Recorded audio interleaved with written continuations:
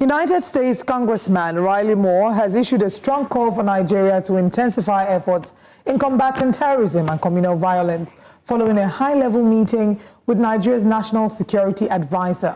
Moore emphasized that the persistent attacks in the Northeast and the Middle Belt are not just a Nigerian problem, but a global concern. But what does this mean for Nigeria's political will to act decisively, and how does this international pressure intersect with the recent wave of kidnappings and violence that have gripped the nation? Join us this morning for this important discussion as the Director General of the International Institute of Professional Security, Dr. Tony Ofoyetan. A warm welcome to you, Dr. Ofoyetan, and thanks for joining us in Breakfast Central this morning. Good morning, and thank you for having me. Now, Dr. Ofoyetan, Congressman Moore described the situation in Nigeria as heartbreaking and has called for the dismantling of terrorist networks.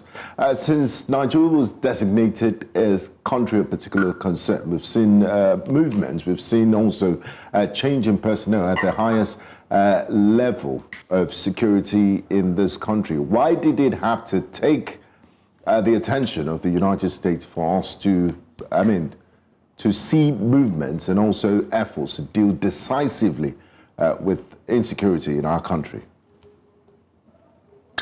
Well, I think the issue of why it has to take the intervention of the United States are divided into two. The first part has to do with those who have the ear and have the root through the ear of Mr. President, the President of the United States of America. Especially as it relates to the unabated killings in the country as a whole, with more particular concern on North Central. Then, of course, secondly, is the fact that it also becomes a good avenue through which the Trump administration can also negotiate. So it's both political, economic, and also religious, as it were. For a nation like America, those that were able to get the hearing of Mr. President, saw that, look, this could be an avenue. While you are helping us, you could also have an advantage, as it were, especially economic advantage in terms of, bilateral strengthening of the bilateral relationship between America and Nigeria. And at the same time, it would also have been able to help solve the particular problem that is still endemic. And now why it sustained this long, or why it took this long, basically was because of the lack of political will of previous administration and even this present administration up till the time of the intervention of the American president. Then we began to see the sporadic and a very high-powered intervention. We saw the reshuffling of the security architecture. We also saw the pronouncement of Mr. President declaring state of emergency in the security sector. We also saw a situation where, yes, like we have advocated severally, I'm happy that Mr. President has also said that the forest should be cleared. If you remember, many of the interviews I've granted, even on this platform, I've advised that one of the things that they can achieve is to clear the forest. And I think the forest guard has been engaged. But I will also advise that forest guard be not left on their own in the forest, because they are still new in the game and they can only help in terms of being lead. They can lead give more or less like a pointer as to direction, because they understand the forest better.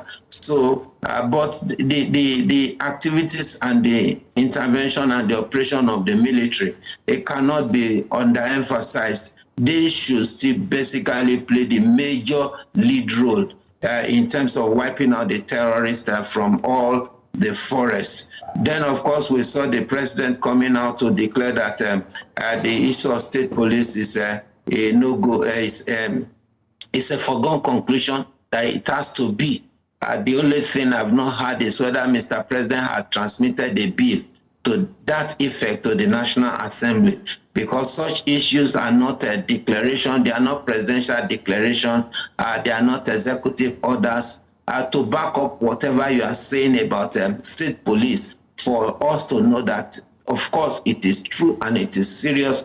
That means that a bill must have been draft bill must have been transmitted to the National Assembly for consideration. I think basically we also saw when the issue of police protecting VIP became an order which the IGP had to comply with.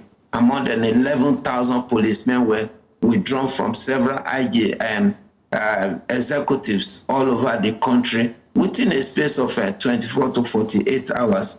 I think these are good for now. You also saw the issue of the kidnapping in Kwara, and of course the one in is it Castina also. Then you also saw the level of which release, the quick response of the government vis-a-vis the release of the abductees. So I think that for now, the mere statement of Mr. President, that is the President of the United States of America, is working. What I am looking forward to is not that it should be temporary, but what I'm looking forward to is that it should be permanent. In other words, not that maybe you believe that the pressure has gone down, therefore let's go back to business as usual. Business as usual will not help a nation called Nigeria.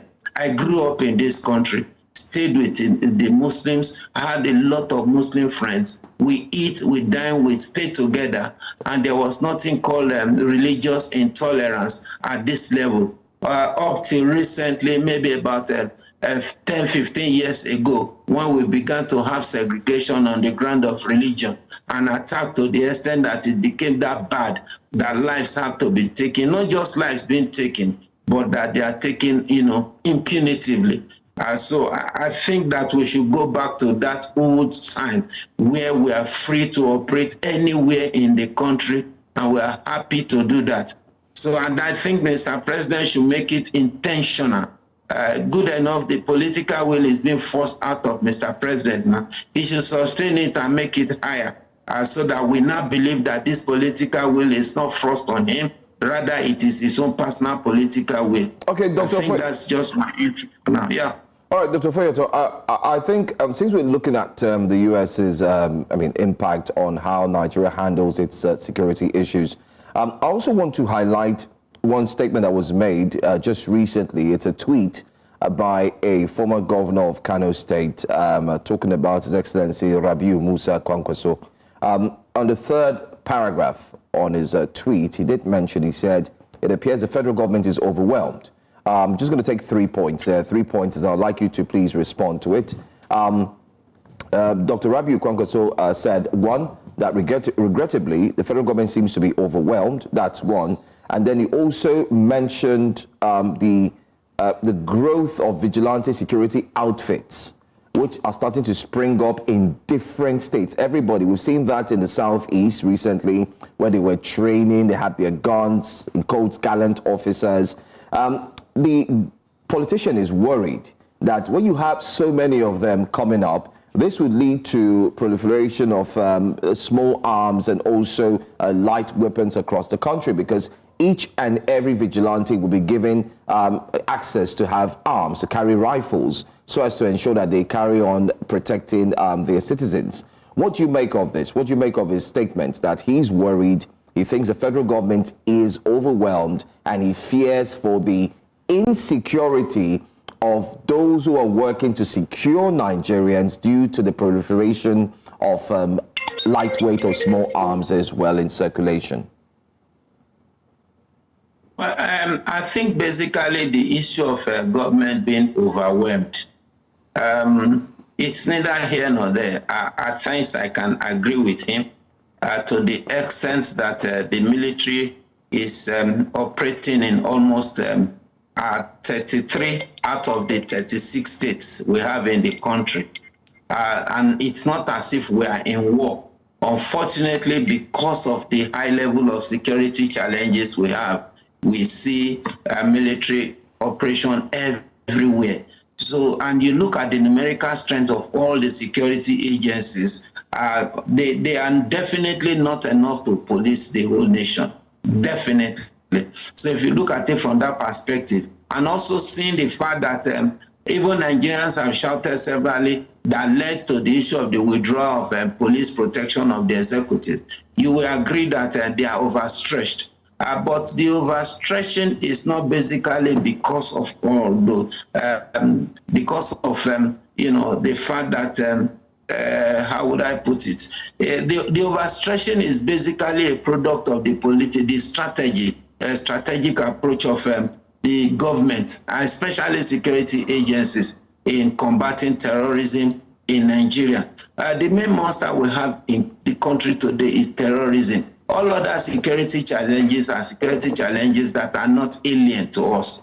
Armed robbery, violence, rape, and all. They are not alien, and I can assure you that it's not as if they are going to go overnight. But terrorism is something that can go overnight, and that is a major monster that we're all fighting against. Now, that actually led to the death of many of these militia groups, the VGM we are talking about, even the Forest Guard, even the Amotekun, the Bebeagu, the OPC, and the like. Now, these are all responses to the fact that some states, some group of people feel insecure and feels that the government security architecture is not able to come all out adequately for the purpose of the protection of their vicinity. And you could have seen it, Reverend, I think Reverend Ezekiel also was shouting recently that we should be thinking of defending ourselves and all those. Many clergymen had come all out to talk about whatever you can use to defend yourself. Please go and look for it and use it to defend yourself. Now, that's to tell you to what extent Nigeria became frustrated at a time.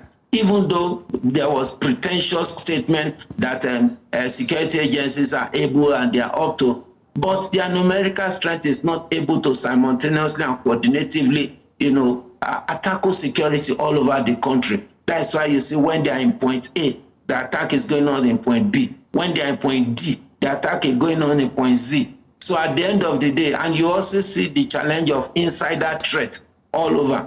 Now, the issue of proliferation of small and light weapons is not novel, it's not new, it's still until today. And that is why you see the terrorist group having arms. Now, in Nigeria today, you have the foot soldiers of Boko Haram, Lakrawa, and Saru, the bandits, or what they are basically terrorists under the act as we speak today. Now their foot soldiers are well over 1 million foot soldiers.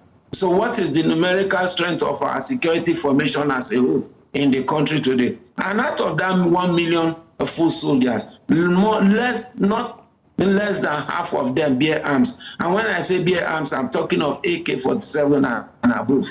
So if at that level, where did those 500,000 arms or weapons come from? So these are areas that government should really concentrate itself on, rather than concentrate yourself on legitimate, non-vigilante, forest guard, Amotekun, Ebebiago. They are known, even if they bear arms. Their arms are given to them by their state, and in most cases they always pump action. They don't bear RPGs. They don't bear AK-47. They don't bear any assault rifle or weapon. So you are talking of the normal pump action and the like, can be a double barrel and all those stuff like that. Maximum of 9 rounds.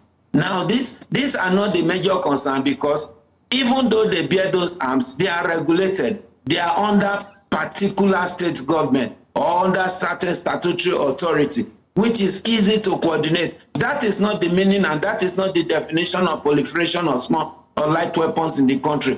The meaning of proliferation is when it gets to the wrong hands. Those people that are into banditry, those people that are terrorists, those people that are using it to commit crime. Now, it's not an excuse to say that some of them can use it to commit crime. That does not become an excuse upon which we begin to shout. Today, the police formation had come to public to say, if you have weapons and the like, submit it. We have withdrawn all licenses and the like.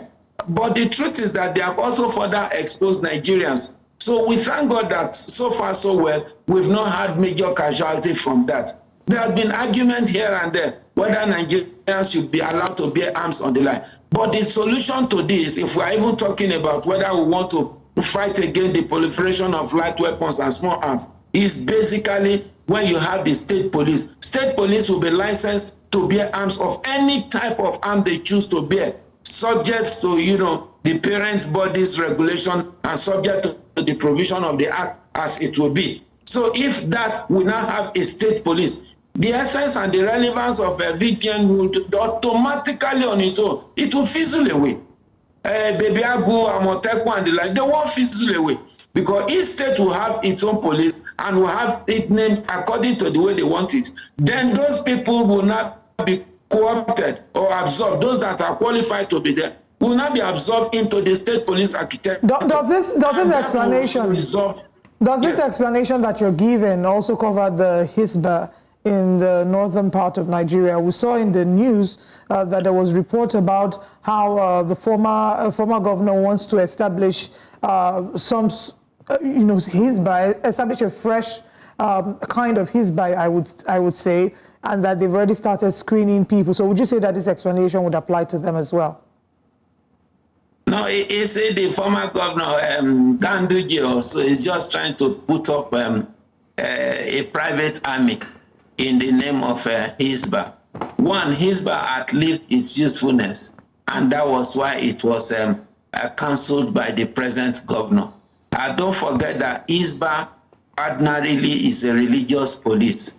As some of us have advocated, and we are still advocating, that the federal government should really intervene and look at the criminal aspect of the Sharia law applicable in the north and wipe it away. There should just be singular criminal jurisprudence in Nigeria. A situation where you have, this is supposed to be a secular nation, but situation where you have different criminal adjudication and there's high level of conflict, it's not helping the nation. It's not helping people's freedom of movement, freedom of worship, and all those stuff like that. You are Muslim, you are not expected to eat during Ramadan. Now there is a Christian that is drinking water beside you because he feels states there, and you get angry and you attack that Christian because, according to you, your religion does not allow anybody to eat. But this person is not a Muslim. Now, these are things that Hisbah was doing, and it became they became irritant at a time. Now, it is absolutely wrong, unconstitutional, and illegal for a private person to raise a private army, to raise whatever name it is called, whether it is Hisbah or it is unconstitutional, it is illegal. And I think that is just leveraging on the fact that he's a strong member of APC to do this. If any other person in Nigeria is doing this, won't the federal government intervene immediately? I think the federal government should be proactive enough to understand that beyond politics is the security implication of a private individual recruiting people for the purpose of security. On what ground are you going to do that? Are you the governor of the state? Are you going to superintend on anybody? What authority will those Hisbah have over any human being in Nigeria? On what authority, what template, what law is going to regulate their activities? Is going to empower them either to arrest or to apprehend or to do anything against any citizen of Nigeria? Now, Dr. Tony, before we let it was even wrong for DSS to allow such. DSS should immediately intervene, disband it, and also give him a warning. If not, if possible, arrest him. Dr. Tony Ofoyetan. It's purely illegal. All right, we hear you. Thank you so much for joining us. Unfortunately, we're out of time. We had other questions. I was hoping that we could have spoken to you about the president's announcing that we have our gallant forces on standby, especially regarding the recent attempt at toppling a democratically elected government. But we will invite you again, and hopefully we can touch it then. Thank you for joining us today. Thank you very much. All right. Thank you for having me.